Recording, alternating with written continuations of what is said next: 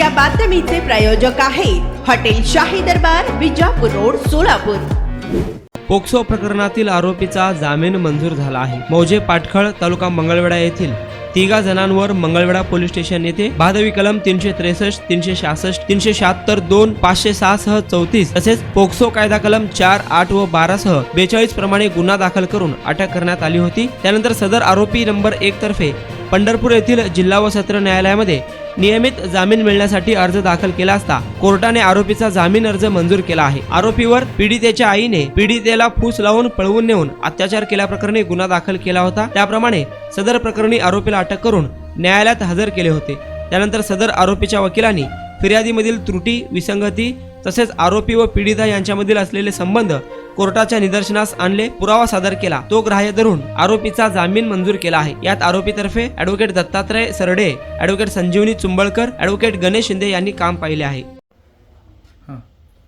मौजे पाटखळ तालुका मंगळवेढा येथील तिघा जणांवर मंगळवेढा पोलीस स्टेशन मध्ये भादवी कलम 363, 366 व 376 तसेच पोक्सो कायद्याअंतर्गत गुन्हा दाखल करण्यात आला होता।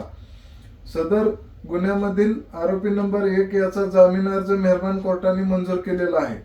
गुन्ह्याबाबत हकीकत अशी आहे की पीडितेच्या आईने पीडितेला फूस लावून पळवून नेले अशी आरोपी विरुद्ध फिर्याद दाखल केली होती। सदर फिर्यादीबाबत मंगळवेढा पोलिसांनी सखोल चौकशी करून मेहरबान कोर्टात दोषारोप पत्र दाखल करण्यात आले। त्यानंतर सदर आरोपीचा जामीन अर्ज मेहरबान कोर्टात दाखल करण्यात आला।